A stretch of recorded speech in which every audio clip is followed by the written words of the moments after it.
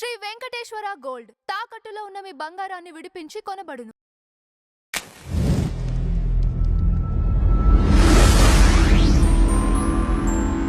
గురుదేవ, జీవితం చాలా కష్టంగా గడుస్తుంది. కష్టాలు, ఆర్థిక బాధలు, మానసిక సమస్యలతో బాధపడేవాళ్ళు ఏ భగవంతుణ్ణి ఆరాధిస్తే తొందరగా వాటిలోంచి వాళ్ళు బయటపడే అవకాశం ఉంది? తప్పకుండా అండి.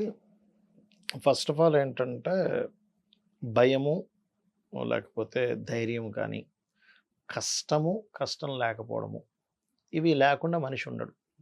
అయితే భయము ధైర్యం అనే విషయం ఎందుకు తీసుకొచ్చానంటే నీకు కష్టం వచ్చినప్పుడు మనిషి భయపడతాడు, సుఖం వచ్చినప్పుడు ఆనందపడతాడు.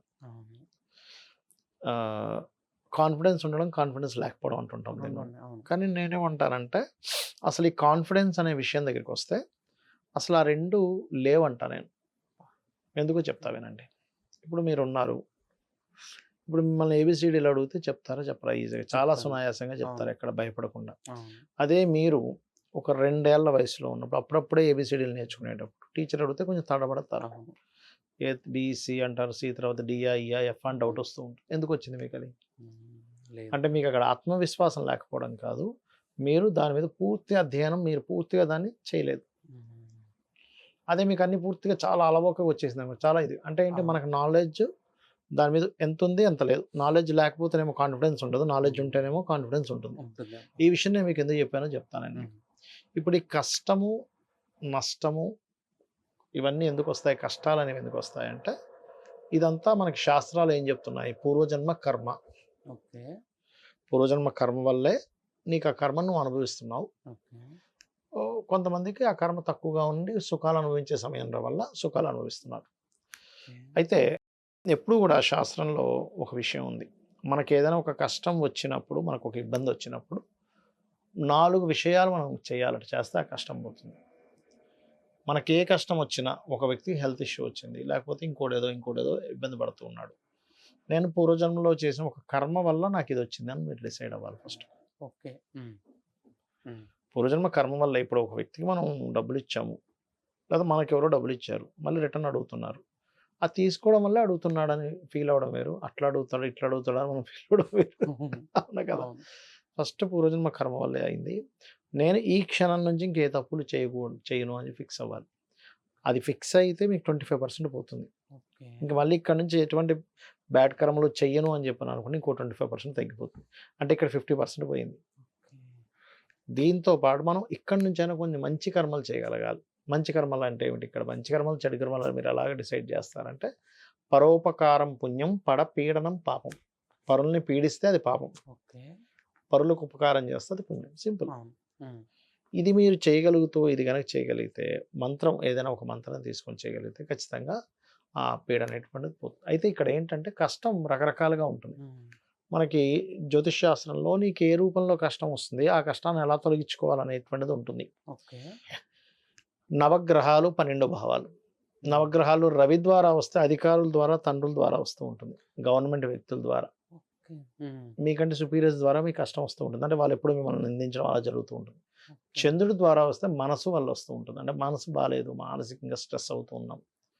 కుజుడి ద్వారా వస్తే గొడవల వల్ల వస్తూ ఉంటుంది, అన్నదమ్ముల వల్ల వస్తూ ఉంటుంది. గురువు ద్వారా వస్తే గురువులు నేర్పేటువంటి గైడింగ్ చేసి వాళ్ళు మిస్గైడ్ చేస్తూ ఉంటారు, తప్పుగా చేసిన పూజ వల్ల వస్తూ ఉంటుంది.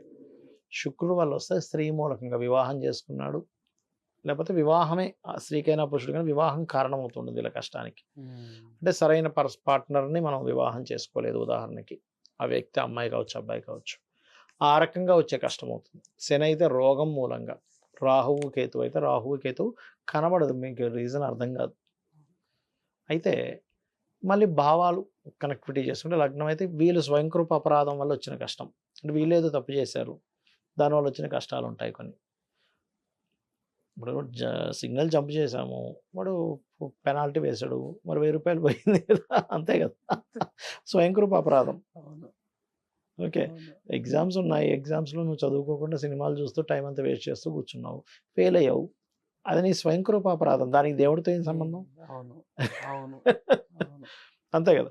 అలా స్వయంకృప అపరాధాలు. 2వ స్థానం వల్ల వచ్చింది కష్టం, అంటే నువ్వు పూర్వజన్మల్లో కుటుంబాన్ని సరిగ్గా నువ్వు చూసుకోలేదు, నీకున్న ధనాన్ని నువ్వు సరిగ్గా వినియోగించుకోకుండా దుర్వినియోగం చేసావు నీ ధనాన్ని, అందుకు ధన రూపంలో కష్టం వస్తుంది.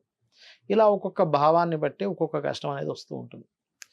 అయితే దీన్ని నేను ఇందాక చెప్పిన ప్రక్రియ పరంగా చేస్తూ ఏదైనా ఒక మంత్రం, ఇప్పుడు ఎక్కువ మందికి ఉండే కష్టాలంటే ఇవాళ రేపంటే అప్పులే. అవును. ఎందుకు అప్పులు అవుతున్నాయి అంటే ఇవాళ రేపు ఉండేటువంటి జాబ్ అంటే కాస్ట్ ఆఫ్ లివింగ్ చాలా పెరిగిపోయింది, జాబ్లో వచ్చే జీవితం చాలా తగ్గిపోయింది. అవును. కాస్ట్ ఆఫ్ లివింగ్ ఎప్పుడైతే బాగా పెరిగిందో దీంతో పాటు ఇంకొకటి కూడా జనాల్లోకి ఏంటంటే లగ్జరీ లైఫ్ అనుభవించాలనే కోరికలు కూడా చాలా పెరిగాయి జనాలు. తప్పేం కాదు అది, నువ్వు ధర్మబద్ధంగా సంపాదించి లగ్జరీగా బతుకు, తప్పేం కాదు. కానీ పాపం ఏమైపోతుందంటే వాళ్ళకి ఆ పిల్లవాడికి వాళ్ళ తోటి పిల్లవాడికి ఏదో ఉంటుంది, అది వీళ్ళ పిల్లలకి లేకపోయేసరికి పాపం వీళ్ళకి బాధ అనిపించి అప్పు చేసి కొంటున్నారు. i17 Pro ఉంది పక్క వీళ్ళ క్లాస్మేట్కి ఒక అబ్బాయికి, వాళ్ళ స్టేటస్ చాలా గొప్పగా ఉంది, వాళ్ళ ఫాదర్ బాగా సంపాదించి వాళ్ళకి ఆస్తులు ఉన్నాయి. కానీ పాపం ఒక 20,000 30,000 సంపాదించేటువంటి ఒక 20,000 15,000 శాలరీస్ వాళ్ళు ఉంటారు. ఆ 15,000 శాలరీ చేసి అతనికి కూడా అయ్యో మా అబ్బాయికి ఉంటే బాగుంది కదా, వాళ్ళ పిల్లవాడికి ఉంది కదా అని ఇన్స్టాల్మెంట్లో కొన్ని తీసుకొచ్చి పెడతారు. ఒకసారి పొరపాటున ఎప్పుడైనా పాపం జాబ్ పోవడం ఏదో అయితే అలకల్లోలం అయిపోతుంటుంది. అట్లా అంటే నేను అనేది ఏంటంటే అసలు మీకు కష్టం ఎందుకు వస్తుంది? ఒకటి మన కోరిక, మనం సరిగ్గా ప్లానింగ్ చేసుకోకపోవడం వల్ల. కోరిక తప్పు కాదు, ఆ కోరికని ప్లానింగ్ చేసుకోకపోవడం వల్ల సరిగ్గా. రెండవది మీకు ఏ గ్రహం ద్వారా వస్తుందో దానికి సంబంధించిన దానం ఇచ్చుకుంటూ మనిషి హ్యాపీగా బ్రతకాలి అంటే ఒక మంత్రం ఉంటుంది లైఫ్లో, అంటే చాలా హ్యాపీగా ఉంటాడు, అన్ని కోరికలు తీరుతాయి. ఓం ఇంద్రగోప పరిక్షిప్త స్మరతోనా భజంగిక ఏ నమః.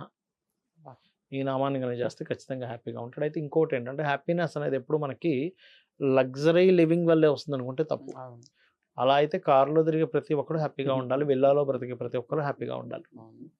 ఉంటున్నారా చెప్పండి? ఎన్ని విల్లాలు చూస్తుంటా నేను, వాస్తవం పెద్ద పెద్ద ఇల్లు బిల్డింగ్లు చూస్తుంటా, చూడడానికి పెద్ద పెద్ద బిల్డింగ్లు ఉంటాయి, పాపం అందులో ఉండే వాళ్ళకి కూడా చాలా కష్టాలు ఉంటాయి. నేను అన్నది ఏంటంటే కష్టము అనేటువంటిది నీకు పోవడం అనేది కారు వల్ల బిల్డింగ్ వల్ల పోదు, నగల వల్ల పోదు. నీ మనసులో నువ్వు ప్రతి విషయాన్ని ఆస్వాదించడం వల్ల వస్తుంది నీకు ఏంటి సుఖం అనేది.